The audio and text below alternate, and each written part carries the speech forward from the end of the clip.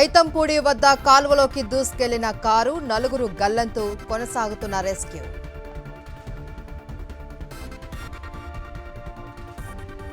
ఇవాళ 3 జిల్లాల్లో సీఎం రేవంత్ పర్యటన, పలు అభివృద్ధి కార్యక్రమాలు ప్రారంభం.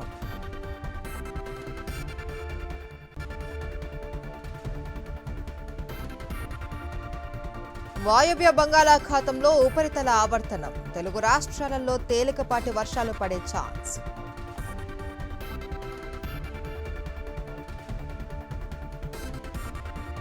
జార్ఖండ్లో ఆందోళన ఉధృతం చేసిన విద్యార్థులు, ఇవాళ అన్ని జిల్లాలలో సీఎం సోరెన్, రాహుల్ దిష్టిబొమ్మలు దగ్ధం.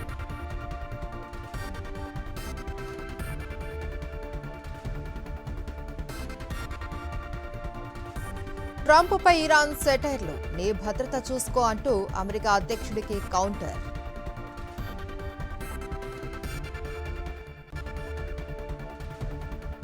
హాకీ వరల్డ్ కప్లో తొలి పోరుకు భారత మహిళల జట్టు సిద్ధం. సాయంత్రం 4:30కు చైనాతో ఢీ.